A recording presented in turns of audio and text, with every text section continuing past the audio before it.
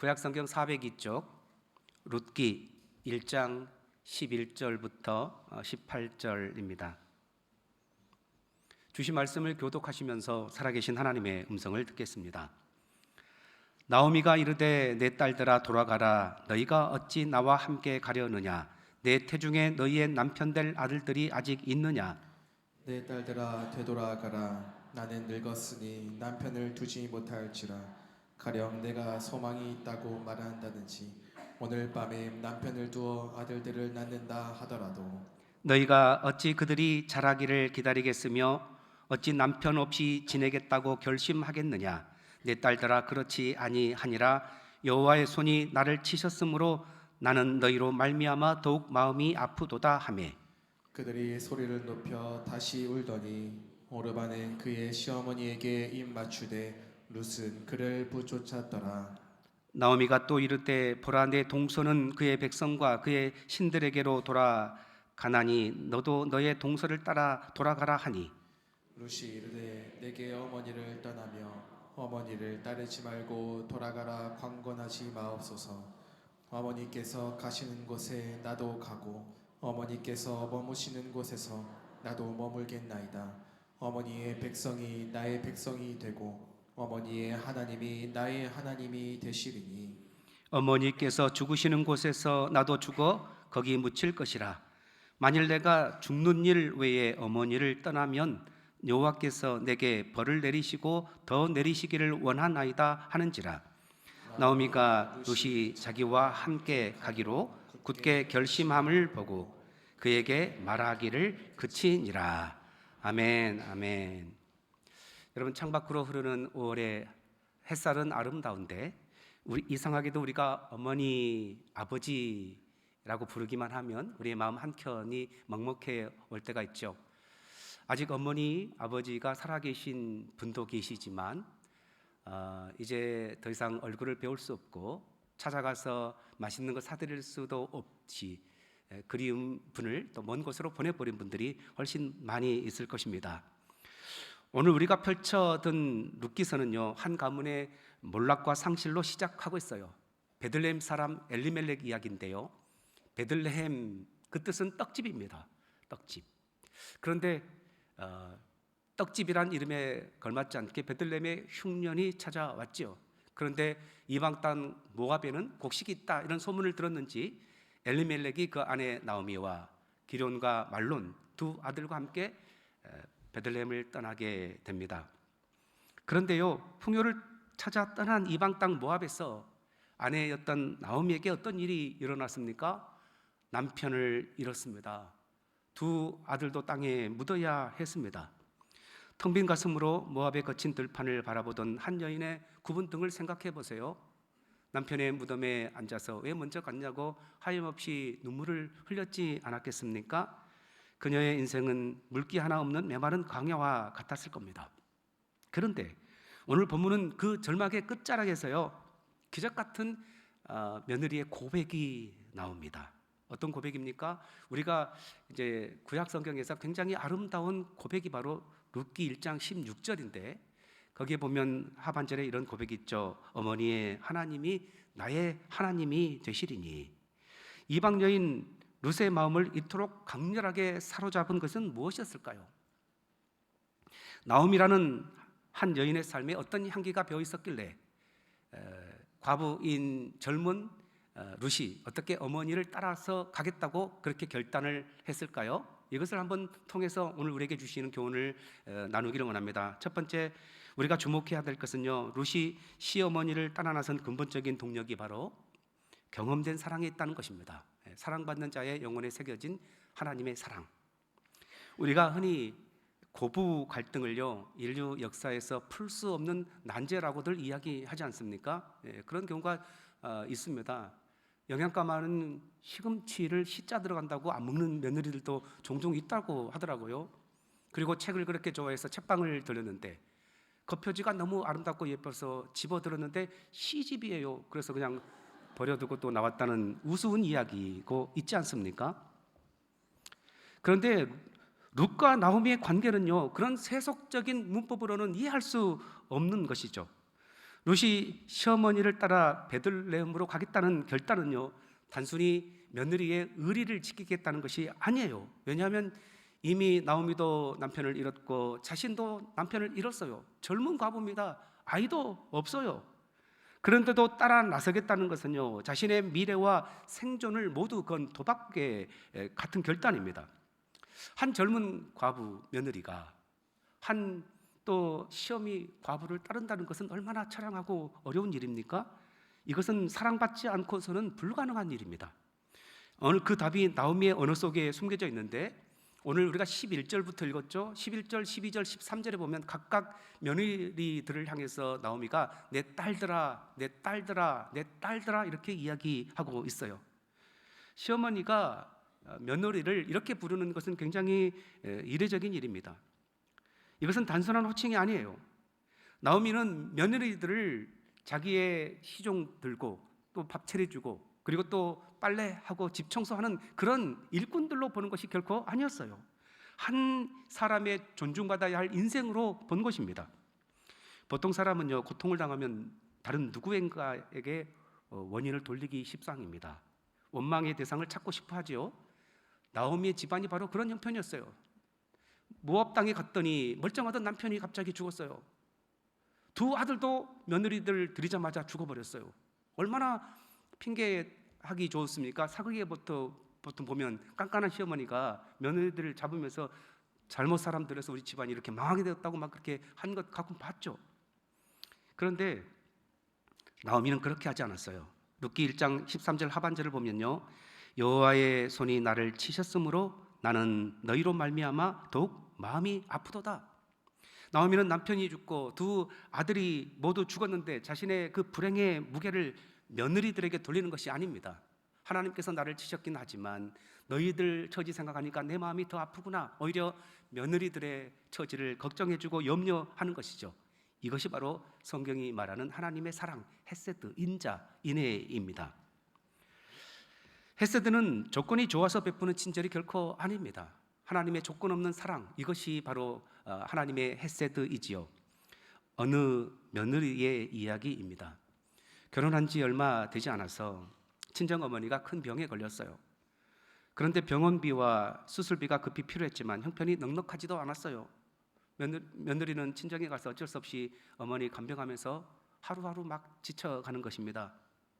그때 시어머니가 조용히 며느리를 불렀어요. 그리고 함께 갈 곳이 있다고 데려갔는데 어디였냐면 한의원이었어요. 그리고 약을 지어주면서 하는 말이, 아가, 환자보다 간병하는 사람이 더 힘들단다. 네가 무너지면 너의 어머니도 힘을 못 낸단다. 내가 먼저 힘을 내어야 한다. 약을 지어주고 그리고 또 가방에서 뭐를 하나 꺼낸 건데 보니까 흰 봉투였어요. 엄마 병원비에 보태거나, 그러나 이건 네 남편에게 말하지 마라. 우리 둘만의 비밀이다. 며느리는 그 순간 눈물이 왈칵 쏟아졌습니다. 이듬해 봄 친정어머니가 세상을 떠나시던 날, 시어머니는 누구보다 먼저 병원으로 달려와 주셨습니다. 그리고 의식이 희미해져가는 사부인의 손을 붙잡고 이렇게 말하는 것입니다. 사부인, 고생 많으셨습니다. 이제 편히 가세요. 따님은 이제 제 딸입니다. 제가 끝까지 지키겠습니다. 여러분, 사람의 마음은 사랑 앞에서 무너지죠. 계산은 사랑을 이기지 못해요. 룻이 바로 그런 나오미의 사랑을 받은 것입니다. 나오미의 사랑은 자기 비움의 사랑이었어요. 그녀는 자기가 외로워서 나를 좀 책임져 줄 젊은 며느리들을 데리고 베들레헴으로 가고자 하지 않았어요. 오히려 그들의 집으로 돌아가라고, 그들의 어머니 집으로, 그대로 새 남편감을 찾으라고 그들의 앞길을 활짝 열어준 것이지요. 여러분, 진짜 사랑이 뭡니까? 앞길을 막는 것이 아니라 상대가 가장 선한 길로 가도록 보내주고 밀어주는 것이 진정한 사랑이지요. 룻은 바로 이 시어머니의 사랑을 10년 동안 함께 지내면서 온몸으로 경험한 것입니다.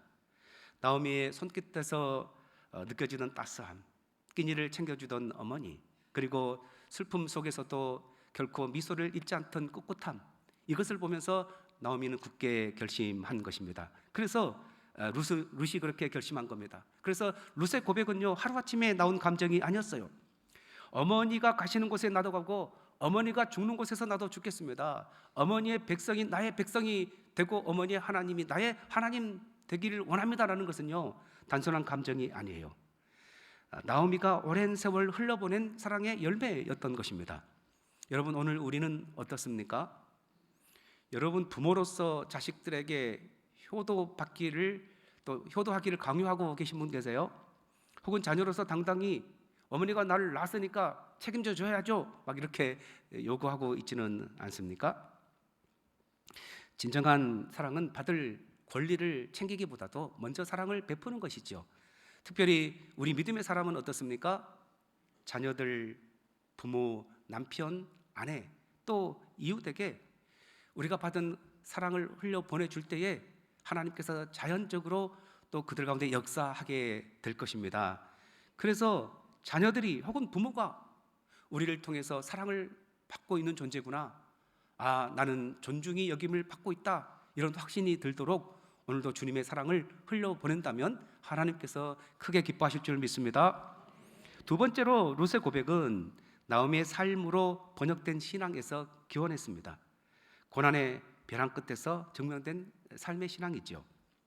16절 하반절에 우리가 계속 읽었던 것처럼 어머니의 백성이 나의 백성이 되고 어머니의 하나님이 나의 하나님이 되시리니, 여러분, 이 고백은요, 단순히 시어머니를 따라가겠다는 정서적인 이런 애착이 아니에요. 이것은 룻이 자기 민족과 자기의 섬기던 신을 떠나 하나님의 언약 백성 되겠다라는 신앙의 결단인 것이죠. 모압 사람들은요, 그모스라는 신을 섬겼어요. 어려서부터 자연적으로 부모가 따라가는 그 신앙 안에서 지금까지 룻이 그렇게 자라왔고 그렇게 섬겨왔죠. 그런데 이제는 그 신을 떠나 어머니가 섬기는 살아계신 여호와 하나님을 섬기겠다고 선택한 것입니다. 그러니까 룻은 단지 시어머니를 따라가는 것이 아니라 시어머니가 붙들고 살던 하나님을 자신의 인생의 주인으로 섬기고자 하는 결단을 이렇게 한 것입니다. 여러분, 그런데요, 나오미가 룻에게 무슨 교육을 했을까요? 조직신학을 공부시켰을까요? 아닙니다. 그런 것이 성경에 나와 있지 않아요. 그렇다면 룻은 무엇을 보고 하나님을 믿게 되었을까요? 아이러니하게도 룻이 본 것은 시어머니의 형통이 아니었어요. 남편이 죽고 두 아들이 죽어버린 인생의 황폐와 텅 빈 그런 시어머니의 인생을 본 거죠. 하나님께 버림받은 것처럼 보이는 자리였어요. 그런데 바로 그 자리에서 룻은 나오미의 신앙을 보았어요. 여러분, 신앙이 우리가 원하는 대로 다 이루어지고 기도 응답받고 축복받는다고 해서 신앙이 쑥쑥 자라는 것만은 아닌 것 같아요. 오히려 모든 것이 무너질 때 더욱 우리의 신앙은 빛을 발하고 선명하게 보여지게 되는 것입니다. 나오미는 고난 속에서 이렇게 말했지 않습니까? 여호와의 손이 나를 치셨다. 이것은 단순한 원망이 아니에요. 이 말에는 깊은 신앙의 고백이 담겨 있습니다. 내 인생은 우연히 무너진 것이 아니다. 그렇다고 하나님 손 밖으로 밀려난 것도 아니다 라는 고백입니다. 그러니까 여러분 생각해 보세요. 남편이 세상을 떠났습니다. 생때 같은 두 아들도 그렇게 결혼하자마자 얼마 후에 떠나버렸어요. 얼마나 슬프고 억장이 무너지겠어요. 나오미라고 왜 흔들리지 않았겠습니까? 그러나 흔들리기는 했지만 하나님을 떠나지는 않았어요. 왜 그는 괴로워하지 않았겠습니까? 사람들에게 나를 나오미, 기쁨이라고 부르지 말라, 나는 마라, 쓴 인생이다, 그러고 왜 괴로워하지 않았겠습니까? 그러나 그는 결코 하나님을 배반하지 않았습니다. 그는 결국 베들레헴으로 돌아왔지요. 왜입니까? 고난 속에서도 하나님이 마침내 자기 인생의 마지막 종착역, 피난처라는 것을 알았기 때문이죠. 룻은 바로 그 시어머니의 뒷모습을 본 겁니다. 저분은 왜 아직도 하나님께로 돌아가려고 하는가? 저분은 왜 아직도 하나님 이야기를 들먹거리는가? 저 하나님은 도대체 어떤 분이기에 저 무너진 인생을 붙들고 계시는가? 룻은 나오미의 말보다 나오미가 무너지는 방식을 붙든 겁니다. 그 삶 속에서 여전히 붙들고 계시는 하나님을 본 것이죠. 여러분, 이것이 바로 삶의 신앙입니다. 신앙은 입으로만 설명될 수 있는 것이 아니고 인생으로 살아내는 것이 신앙이에요. 우리 자녀들이 부모인 우리를 통해서 정말 하나님을 발견하고 있는지 돌아봐야 하지 않겠습니까?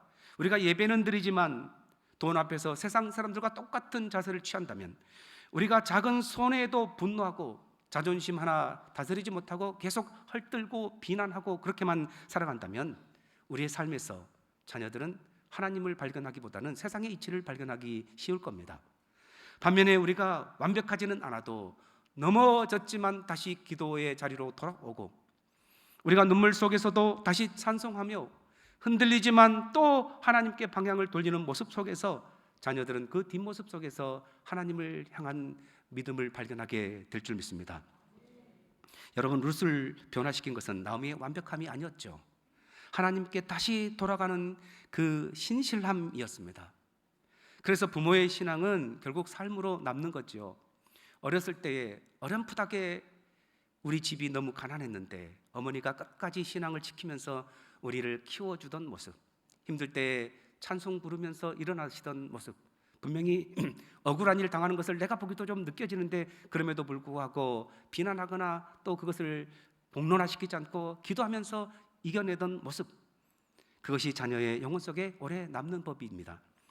찬송가 579장 어머니의 넓은 사랑, 우리가 종종 부르면서 은혜 받는 찬송인데요, 3절의 가사가 이렇습니다. 홀로 누워 괴로울 때에 헤매다가 지칠 때 부르시던 찬송 소리 귀에 살아옵니다. 여러분, 결국 부모의 기도와 찬송이요, 오늘 나를 지금까지 있게 한 것입니다. 그 부모가 기도할 때 찬송할 때 누구 생각하며 기도하며 찬송했겠어요? 자라난 내 새끼 하나님 잘 믿게 해주십시오. 어렵지만 나와 같이 고난보다도 하나님께서 평탄한 길 주십시오라고 기도하며 찬송했지 않겠습니까? 그 은혜 때문에 이 자리에 우리 자녀들이 살아갈 수 있는 거죠.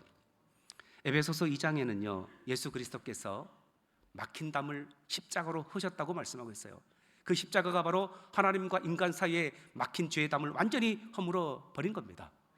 그런데 그 십자가는요 하나님과 인간 사이뿐만 아니라 인간과 인간 사이의 담도 허물어 버리셨어요. 부모와 자식 간에, 그리고 또한 남편과 아내 사이에, 그리고 고부 간에. 여러분, 왜 그렇게 담들이 많습니까? 이미 십자가로 예수님께서 허물어 버리신 것입니다.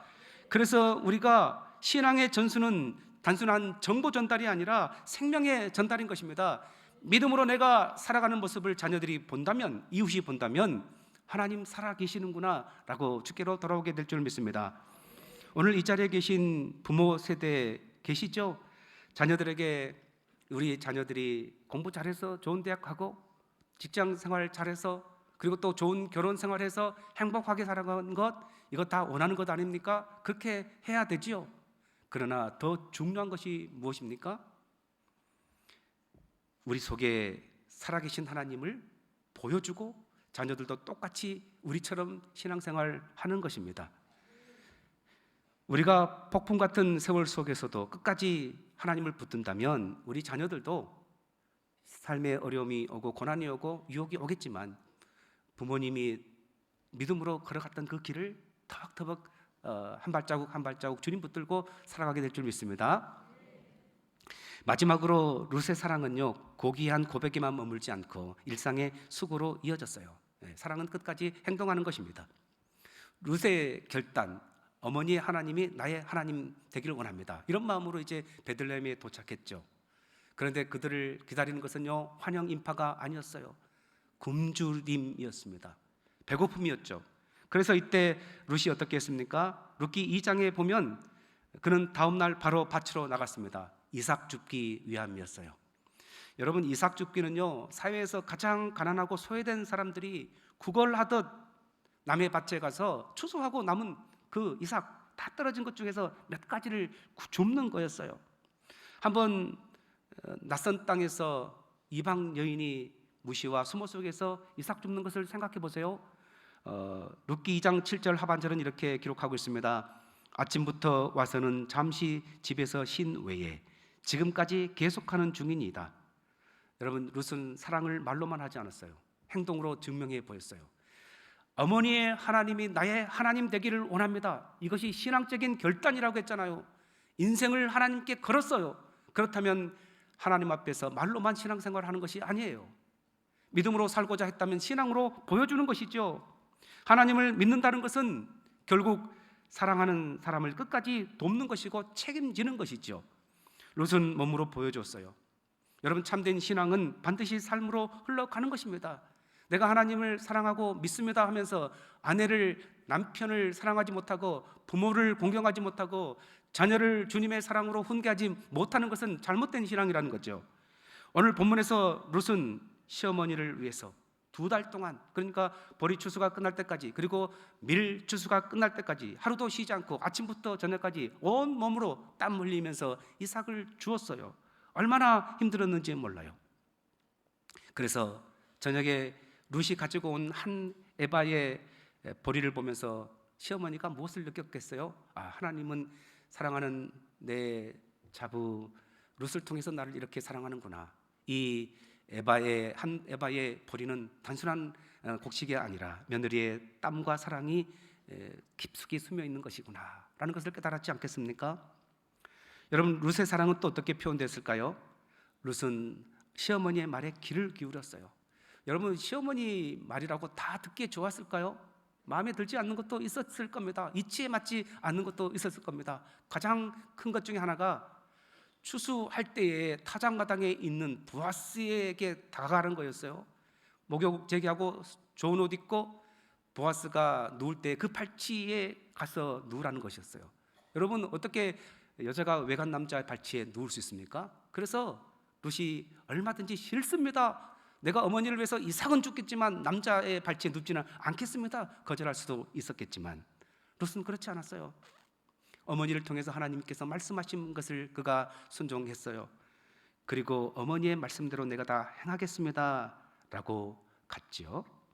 여러분, 자기 생각을 내려놓고 상대방의 입장에서 그 뜻을 따르는 것, 이것이 바로 진정한 사랑이지 않겠습니까? 룻은 어머니를 위해 희생하고 땀 흘리고 심지어 자기 주장까지 다 내려놓았습니다. 하나님께서 이것을 크게 보신 것입니다. 생각해보면 부모의 사랑도 마찬가지예요. 부모는 자녀 위에 평생을 몸으로 살아내죠. 우리 오늘 찬양대 고백에도 나왔지만 좋은 것 먹지 못하고 그리고 좋은 옷 입지 못하면서 자녀에게 아끼지 않잖아요. 젊음도 시간도 그리고 건강도 조용히 자녀를 위해서 사용하는 것이 부모의 사랑이죠. 어버이 주일인데요, 우리가 어머니 사랑은 얼마나 잘 깨닫는지 몰라요. 어머니가 너무 헌신하고 사랑을 잘 보여주기 때문에 그래요. 그런데요, 보이지 않지만 투박하지만 아버지도 사랑을 가끔은 한다는 것을 좀 우리가 생각해 볼 필요가 있지 않을까 생각을 해요. 그래서 오늘은 정호승 시인의 못이라는 시에 그런 부모의 가슴 아픈 삶이 나타났다는 것을 소개하기 위해서 시 일부를 다음과 같이 소개합니다. 뇌경색으로 쓰러진 늙은 아버지 공중 목욕탕으로 모시고 가서 때밀이용 침상 위에 눕혀 놓는다. 구부러진 못이다 아버지도. 때밀이 청년이 벌거벗은 아버지를 펴려고 해도 더 이상 펴지지 않는다. 아버지도 한때 벽에 박혀 녹이 슬도록 모든 무게를 견뎌냈으나 벽을 빠져나오면서 그만 구부러진 못이 되었다. 여러분, 아버지의 삶은 벽에 박힌 못과 같지 않습니까? 보이지 않는 자리에서 가족의 무게를 그의 온몸으로 견뎌냈습니다. 몸이 휘어지는 줄도 모르고요. 젊을 때는 모르죠. 당연하게 여기죠. 그런데 시간이 흐른 뒤에 우리는 깨달았습니다. 내가 기대어 살아온 그 벽 뒤에 누군가 굽어진 삶을 살았는데 그분이 바로 그 존재가 아버지라는 것이죠. 여러분, 사랑은 끝까지 행동하는 것입니다. 말뿐만인 사랑은요, 오래가지 못하죠. 사랑은 입으로 하는 것이 아니고 손과 발로 하는 것이 사랑이죠. 그래서 우리의 신앙도 마찬가지입니다. 내가 하나님을 믿고 섬깁니다 고백하면요, 하나님처럼 우리 가정, 자녀들, 부모, 형제, 이웃을 사랑해야 된다고 분명히 성경은 말씀하고 있어요. 사랑을 실천한 결과가 뭘까요? 하나님은 룻의 이 평범한 수고를 결코 평범하게 놔두지 않았어요. 그녀의 발걸음을 우연하게 보아스의 밭으로 인도하셨어요. 보아스의 밭에 갔는데 마침 또 집 밭주인 보아스가 와서 룻을 보호하는 것이 룻기 2장에 잘 소개되어 있습니다. 그리고 보아스와 결혼하게 됩니다. 기업 물을 자가요, 친족이 있었긴 했는데 자기 기업에 손해가 된다고 아무개라는 사람은 그냥 포기해버렸어요. 하지만 룻은 자기 인생에 손해가 될 것이 뻔하면서 불구하고 이렇게 주님의 날개 아래 보호받으러 온 룻을 보호하고 아내로 삼아 준 것입니다. 뿐만 아니었어요. 마침내 하나님께서는 룻, 모압 여인 룻을 예수 그리스도의 족보, 계보에 딱 이름을 남겨줬습니다. 그래서 마태복음 1장에 보면요, 아브라함과 다윗의 자손 예수 그리스도의 계보라, 그 안에 룻이 쭉 나와 있는 것을 보게 됩니다. 여러분, 하나님은 한 여인의 눈물 어린 수고와 사랑을 결코 외면하지 않으세요. 그냥 단순히 섬기려고, 단순히 하나님께 또 몸을 또 주 앞에 의탁하기 위해서 온 여인을 영원하신 예수 그리스도의 족보에 올려주신 것입니다. 오늘 우리도 마찬가지입니다.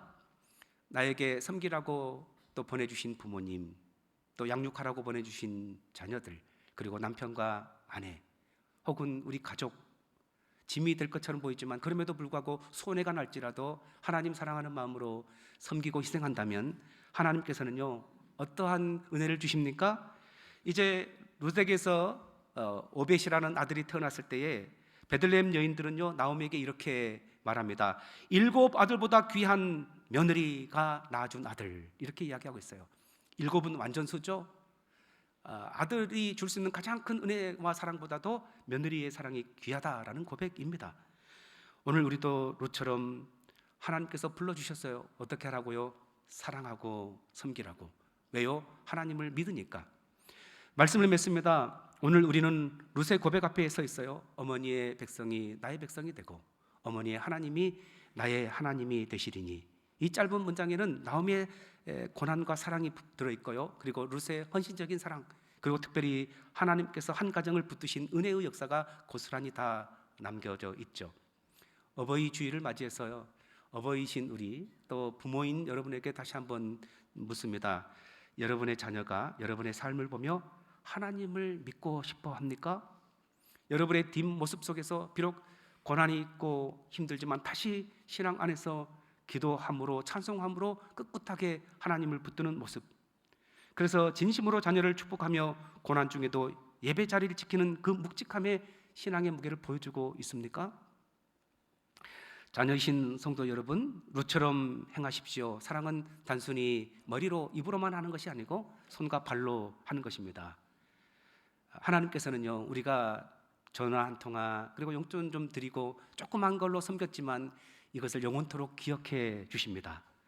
한 사람의 진실된 신앙은요, 결코 자기 인생에서 끝나지 않음을 룻기를 통해서 우리가 볼 수 있어요. 그렇게 믿음으로 살고자 애썼는데 하나님은 룻이라는 이방 여인, 유대인들에게 때로는 개처럼 천대받던 여인이 수많은 유대 여자들이 이름을 올리지 못했던 예수님의 족보에 보아스와 룻을 통해서 오벳이 태어났고, 오벳을 통해서 이제 이새가 나왔고, 이새를 통해서 다윗 왕이 왔고, 그 후손으로 예수 그리스도가 오셨음을 마태복음에 영원히 이름을 못 박아 주신 것입니다. 하나님은 우리의 눈물과 땀방울을 결코 잊지 않으세요. 그래서 오늘 우리가 이 시대에 룻이 되어서 가문을 살리고 공동체를 세워가고 하나님의 이름을 높일 때에 하나님께서 영원토록 우리의 이름을 기억해 주시는 줄 믿습니다.